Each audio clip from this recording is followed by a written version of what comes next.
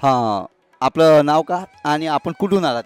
हां, माझं नाव रामचंद्र गुंजखेडे, सेवानिवृत्त शिक्षक. माझं गाव आहे घारफळ. मी सत्यसाई समितीमध्ये बरेच वर्षापासून स्वयंसेवक म्हणून काम करतो. दरवर्षी बाबाच्या चरणी नतमस्तक होतो. पुट्टापुट्टीला जाऊन तेथे मी 7 दिवस सेवा देतो. आणि आता माझ्या या वयोमानानं आता एक शेवटचा एक प्रोग्राम म्हणून माझी एक मुलाखत. अच्छा, अच्छा. आता किती वर्ष झाले तुम्ही या सोहळ्यामध्ये भाग घेता?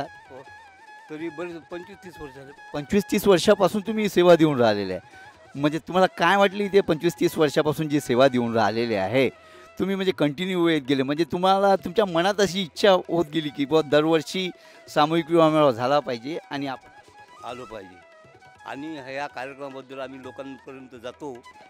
जनजागृती जनजागृती त्यांना आम्ही प्रवृत्त करतो की तुम्ही बा लोकांचा अपेक्षा करू नका, खर्च वाचवा आणि सहकार्य करा. अशा तऱ्हेनं आमचं कार्य चालू आहे बाबा.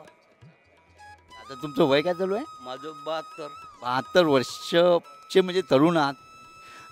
तरी म्हणजे घाटपळवरून सेवा द्यायला म्हणजे प्रत्येक दरवर्षी येता तुम्ही. दरवर्षी येतो. म्हणजे एक तुम्हाला एक समाधान मिळतं.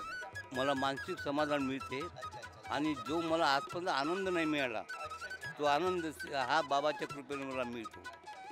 शरीर स्वास्थ्य लाभते आणि इतरांमध्ये मी प्रेरणा निर्माण करू शकतो. आपण आलात आपलं यावेळेस तुमच्याकडे कोणती ड्युटी? आता दिन अन्नाजी अण्णाजीने अजून म्हणजे अण्णाजी वानखडेच्या पाहिजे.